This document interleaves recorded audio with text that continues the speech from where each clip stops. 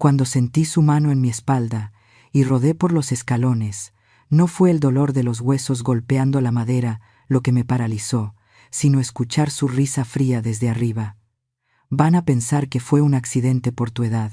El aire se me escapó de los pulmones, y un frío helado me recorrió la espina dorsal, mientras yacía en el suelo, incapaz de moverme. Ella creía haber cometido el crimen perfecto contra una anciana indefensa, pero no sabía que su sentencia ya estaba grabada desde la estantería. Antes de continuar con este relato, te invito a suscribirte al canal y activar la campanita para que no te pierdas ninguna de nuestras historias reales. Este caso es una lección vital sobre la dignidad que nadie debería ignorar. Te aseguro que el desenlace te dejará una marca en el corazón, así que quédate conmigo hasta el final. Hola, mi nombre es Refugio, aunque todos me dicen Doña Cuquita, tengo 68 años y les hablo desde Guadalajara.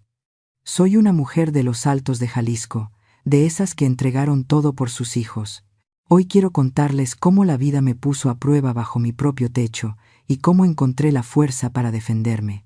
Mis manos ya no son tan firmes como antes. Pero no es solo por los 68 años que cargo en la espalda, es por los nervios. Estaba en la cocina antes de que saliera el sol, batiendo la leche con la vainilla y la canela para hacer unas jericayas, ese postre tapatío que a mi hijo Miguel tanto le gusta y que le preparaba desde que era un chiquillo. Trataba de no hacer ni el más mínimo ruido, moviendo la cuchara de madera despacito, con miedo, como si fuera una ladrona robando un pan. Qué cosa tan triste sentirse una intrusa en la casa que una misma ayudó a comprar, ¿verdad? Porque aunque los papeles digan otra cosa, cada ladrillo de esta casa tiene un pedacito de mis ahorros de cuando vendí mis tierritas allá en los Altos. El aroma dulce y caliente de la canela empezó a llenar la cocina, y por un momento cerré los ojos y sentí un poquito de paz. Me imaginé que estaba en mi casa de antes, donde nadie me torcía la boca por cocinar, pero la paz me duró bien poquito. El aire en esa cocina moderna, con sus encimeras de granito negro tan frías, se sentía pesado, opresivo. Y entonces lo escuché, ese sonido que últimamente me acelera el corazón más que cuando se me sube la presión. Tac, tac, tac. Eran los tacones de Karina bajando las escaleras. Cada paso sonaba como un martillazo en mi cabeza. Se me secó la boca. Me limpié rápido las manos en el delantal y me hice chiquita junto a la estufa, esperando el regaño. Ella entró a la cocina como entra un ventarrón, sin dar los buenos días, con esa mirada que tiene que parece que te está escaneando para ver qué hiciste mal. Se paró en seco, arrugó la nariz como si hubiera olido un animal muerto y empezó a abanicarse la cara con la mano, haciendo gestos de asco exagerados.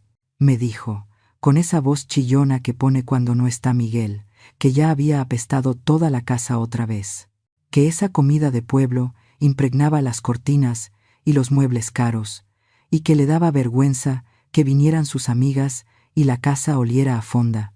Yo solo agaché la cabeza. Quise decirle que a su marido, mi hijo, le encanta ese olor, que es olor a hogar, a familia.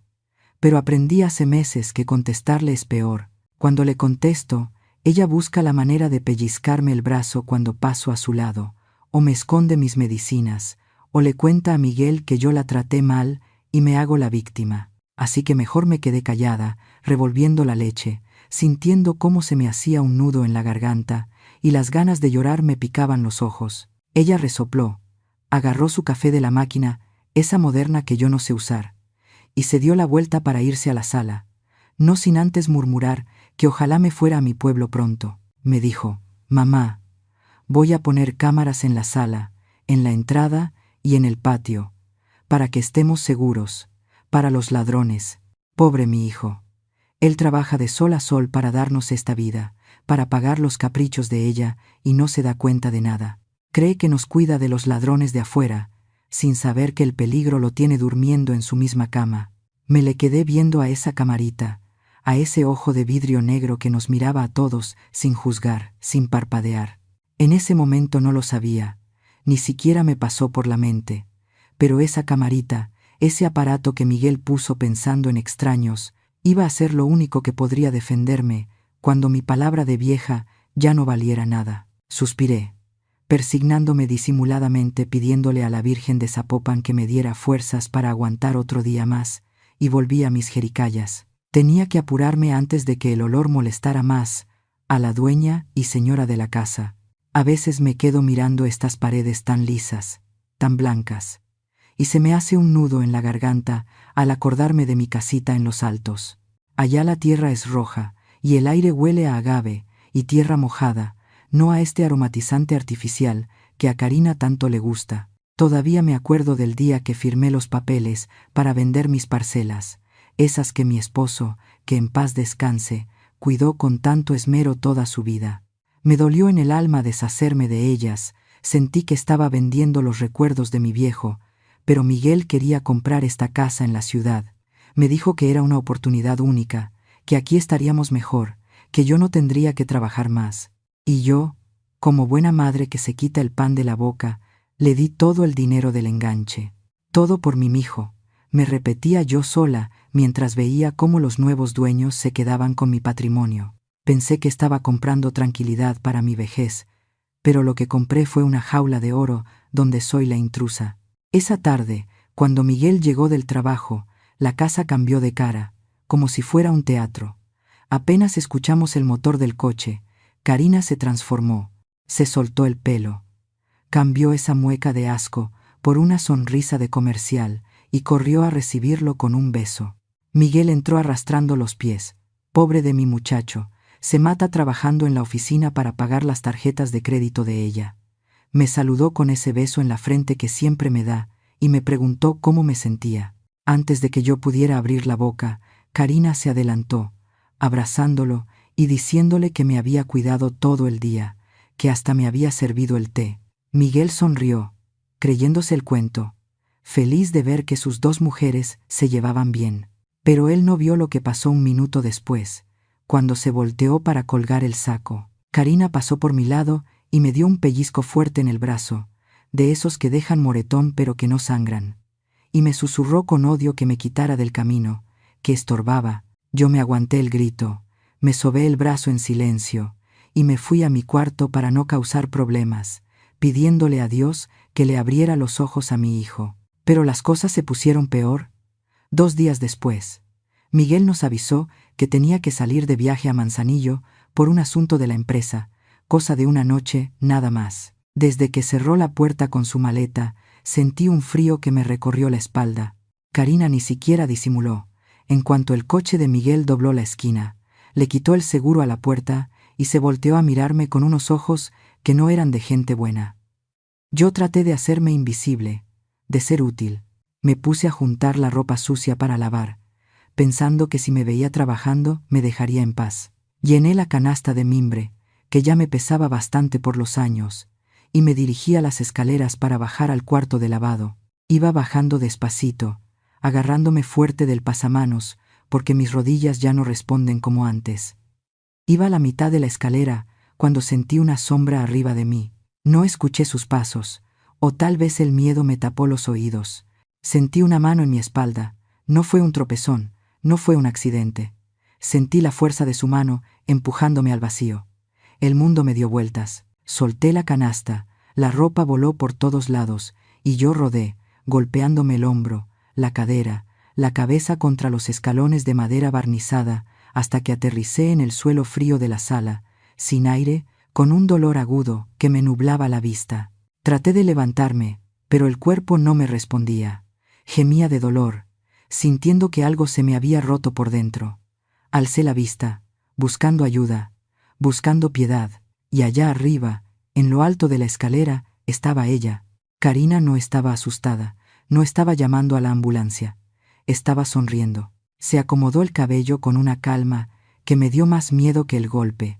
Me miró desde su altura como quien mira a un insecto aplastado, y me dijo con esa voz dulce y venenosa que hay: suegra, que me fijara por dónde caminaba. Me dijo que tuviera cuidado, porque a mi edad, con lo torpe que estaba, todo el mundo iba a pensar que aquello había sido un simple accidente de una viejita que ya no se puede valer por sí misma. Cerré los ojos, rezando para no desmayarme, mientras su risita bajaba por las escaleras como si fuera el mismo diablo. Me quedé tirada en el suelo frío de la sala no sé por cuánto tiempo, sintiendo cómo cada hueso de mi cuerpo palpitaba con un dolor sordo y caliente. No me rompí nada, gracias a la Virgen de Zapopan que puso sus manos, pero el golpe en la cadera y el hombro me dejó sin aire. Lo que más me dolía, sin embargo, no eran los moretones que ya se me estaban formando bajo la piel, sino el corazón. Escuché a Karina tararear en la cocina mientras se hacía un té, indiferente a si yo estaba viva o muerta. En ese momento, tirada ahí como un trapo viejo, algo cambió dentro de mí. Las lágrimas que querían salir se me secaron de puro coraje. Me acordé de mi abuela en los Altos, que decía que a las mujeres de nuestra familia no nos tumban ni los toros bravos. Me levanté despacito, apretando los dientes, y decidí que no le iba a dar el gusto de verme llorar. No le dije nada. Me limité a cojear hasta mi cuarto, fingiendo que estaba derrotada, que me había creído su amenaza. Cuando Miguel regresó esa noche, la casa olía a mentira. Karina corrió a recibirlo con esa cara de preocupación ensayada, diciéndole que yo me había caído, que ya estaba muy viejita y que mis piernas ya no me respondían. Escuché cómo le decía bajito que era peligroso dejarme sola, que quizás necesitábamos buscar un lugar donde me cuidaran mejor, un asilo. Mi hijo entró a mi cuarto, con los ojos llenos de angustia, revisándome como si fuera un niño asustado. Yo solo asentí, bajé la mirada y le dije que sí, que había sido un accidente, que me había resbalado. Dejé que Karina sonriera a mis espaldas, triunfante, creyendo que su plan había funcionado a la perfección.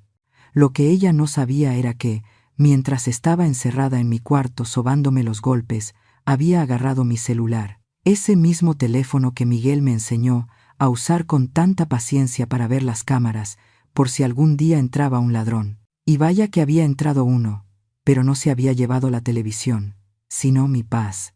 A pesar del dolor que me taladraba la espalda, me levanté para hacer la cena. Era un ritual sagrado.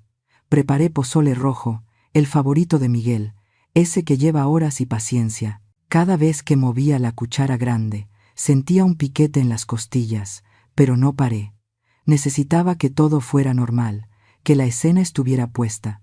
Serví los platos humeantes, con su orégano, su lechuga y sus rábanos picados, y nos sentamos a la mesa. El ambiente estaba tenso.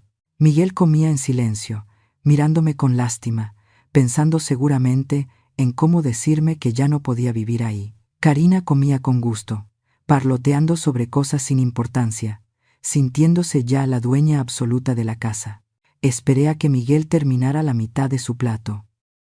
Mis manos me temblaban un poco, no de miedo, sino de la adrenalina que sentía correr por mis venas viejas.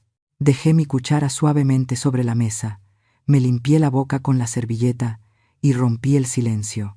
Le dije a mi hijo, con la voz más tranquila que pude encontrar, que prendiera la televisión grande de la sala, esa que se ve desde el comedor. Le dije que quería que viéramos una película, algo que había pasado hoy mismo. Miguel me miró extrañado, sin entender por qué su madre, que apenas prende la tele para ver las noticias, quería usar la pantalla gigante en medio de la cena. Pero como es un buen hijo, se levantó y buscó el control. Karina soltó una risita nerviosa y preguntó qué clase de película era esa, diciendo que seguro me había equivocado de canal. Yo no le contesté, saqué mi celular del bolsillo del delantal y con los dedos torpes pero decididos, le piqué al botón de transmitir que mi nieto me había enseñado el domingo pasado. La pantalla negra se iluminó de golpe, con una claridad impresionante. Ahí estábamos, en alta definición.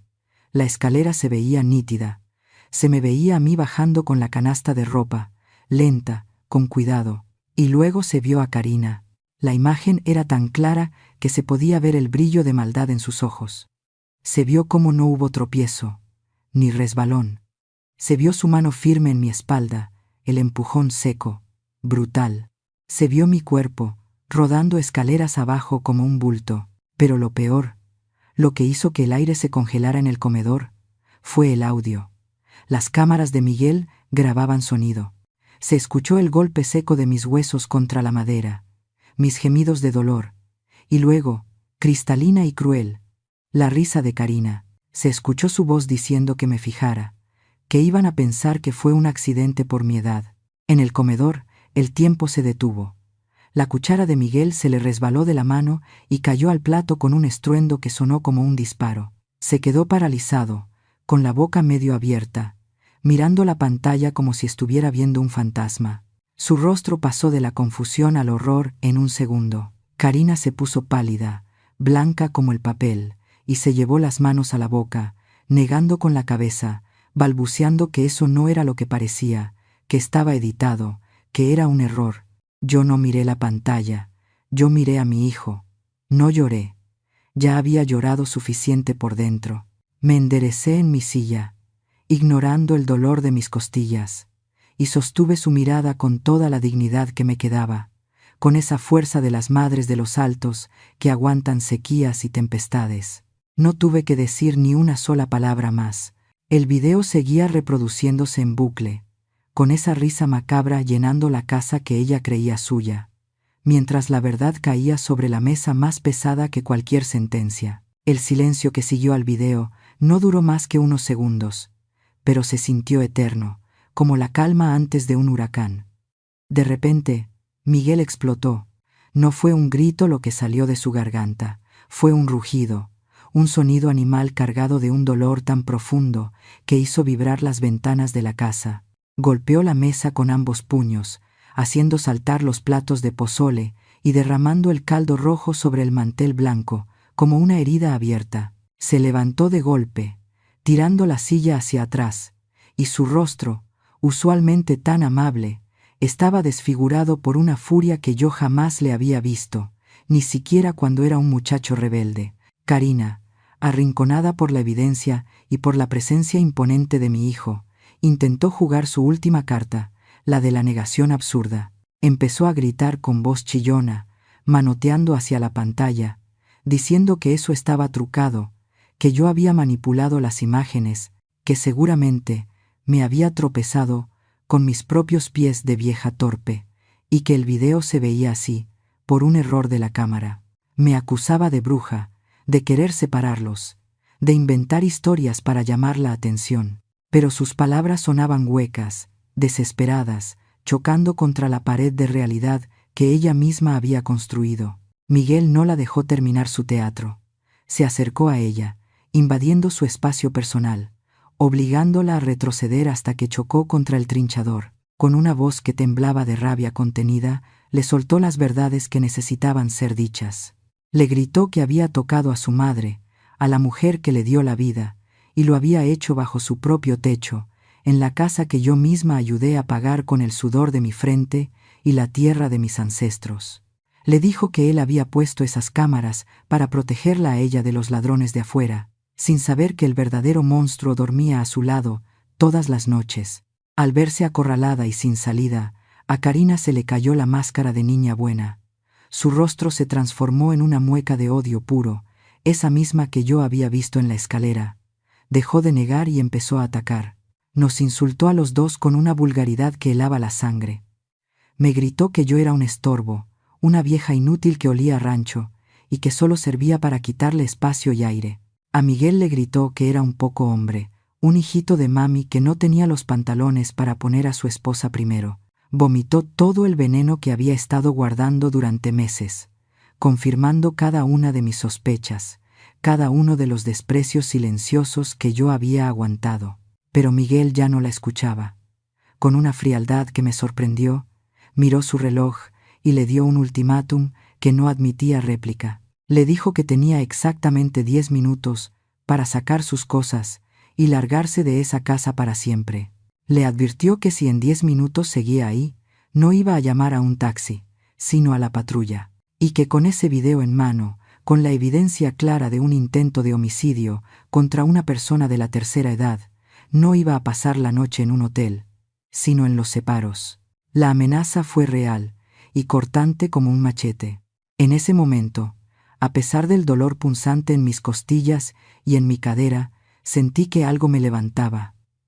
No iba a quedarme sentada viendo cómo mi hijo peleaba mis batallas solo. Me agarré de la mesa, apreté los dientes aguantando el gemido, y me puse de pie. Caminé despacito, cojeando, pero con la cabeza bien alta, hasta ponerme lado a lado con mi hijo. Ya no era la viejita asustada que se escondía en la cocina. Recuperé mi lugar como la matriarca de esta familia, esa que ha aguantado sequías y crisis, y que no se dobla ante una mujerzuela malagradecida. El escándalo había sido tan grande que los gritos traspasaron las paredes. La puerta de la entrada se abrió de golpe y entró doña Marta, mi vecina y comadre, que tenía llave por cualquier emergencia. Venía con el rostro desencajado, preguntando a gritos si estábamos bien, porque había escuchado los alaridos desde su patio. Al ver la escena, el pozole derramado, a Karina llorando de rabia y a nosotros dos parados como un muro inquebrantable, doña Marta no necesitó explicaciones. Se paró junto a mí, me tomó del brazo con firmeza y miró a Karina con ese juicio implacable que solo tienen las señoras decentes, dejándole claro que en este barrio y en esta casa ella ya no tenía lugar ni perdón. Cuando la puerta de la calle se cerró por última vez detrás de Karina, el silencio que inundó la casa fue muy diferente al que había antes. Ya no se sentía ese frío en la nuca, ni esa vibra pesada que no dejaba respirar, pero tampoco era paz todavía. Era una tristeza profunda, espesa. Doña Marta, mi comadre, se fue un rato después, no sin antes echarme la bendición y decirme que cualquier cosa le gritara, que ahí estaba ella al pie del cañón. Me quedé sola con mi hijo en esa sala, donde apenas hacía una hora se había roto nuestra vida en pedazos. Miguel se dejó caer en el sillón, derrotado, y luego se deslizó hasta el suelo para recargar la cabeza en mis rodillas, tal como lo hacía cuando era un chiquillo y llegaba llorando porque se había raspado jugando fútbol. Lloró, y lloró bien mucho, con un llanto que le salía de las entrañas. Me pedía perdón una y otra vez. Me decía que cómo pudo haber estado tan ciego, que cómo permitió que esa mujer me tocara un solo pelo bajo su techo. Yo le acariciaba el cabello, sintiendo sus lágrimas mojar mi falda, y solo atinaba a decirle: «Ay, mijo, ya pasó, lo importante es que abriste los ojos. Sabe Dios por qué pasan estas cosas», le dije. «Quizás era la única forma de que vieras la maldad que tenías al lado antes de que fuera demasiado tarde». Hablamos de lo que sigue, aunque a él le costaba hasta pronunciar el nombre de ella. Ya habló con el abogado familiar, ese licenciado muy serio que nos recomendó la vecina. Dice que con el video no hay vuelta de hoja. Es prueba plena de sevicia y lesiones graves. Miguel va a meter la demanda de divorcio necesario y también la denuncia penal, para que quede el antecedente, y ella no se le ocurra ni acercarse a la banqueta. Aunque la casa es mía en el papel, el abogado dijo que hicimos bien en sacarla, porque mi integridad estaba en riesgo. Ándele pues, que intente pelear algo, a ver cómo le va con el juez cuando vea cómo empuja a una anciana por las escaleras. Han pasado ya unos días, y la casa huele otra vez a jericayas. Me levanté temprano a prepararlas, tratando de que el aroma a vainilla y canela cure un poquito el ambiente. Pero no voy a mentir diciendo que todo es alegría. Veo a Miguel caminar por los pasillos con los hombros caídos, arrastrando una decepción amorosa que le va a tardar en sanar, porque mal que bien, él la quería.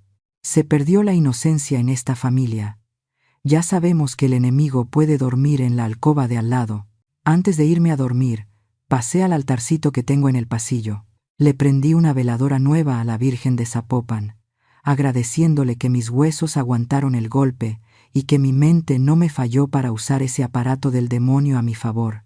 Luego fui a la puerta principal, revisé el cerrojo 2 veces, asegurándome de que estuviera bien echado. Me quedé un momento viendo la sala vacía y oscura, iluminada solo por ese puntito rojo de la cámara de seguridad que sigue parpadeando, vigilando. Apagué la luz con la certeza de que ya nadie me va a agarrar desprevenida, porque una madre aguanta hambres, aguanta fríos y aguanta desprecios por amor a los hijos, pero que nunca crean que por viejas somos tontas. La verdad, tarde o temprano, siempre sale a la luz. Han pasado 6 meses desde que Karina salió de nuestras vidas. Aunque el proceso legal y el divorcio siguen su curso, Miguel ya empieza a sonreír de nuevo, sanando poco a poco su corazón. Mi casa ha recuperado su calor. Ya no hay silencios incómodos ni desprecios. solo el aroma a jericayas y la tranquilidad de saber que estamos a salvo. Mi hijo aprendió una lección dolorosa, pero ahora estamos más unidos que nunca bajo la protección de la Virgen de Zapopan. Recuerden siempre esto: el amor de una madre es infinito, pero nuestra dignidad tiene un límite sagrado que nadie debe cruzar. Mi consejo para ustedes es simple: nunca ignoren las señales de maltrato, por más sutiles que parezcan, y no teman usar la tecnología para defender su verdad cuando su palabra sea cuestionada. ¿Ustedes perdonarían una traición así bajo su propio techo? Los leo en los comentarios. Doña Cuquita, 68 años.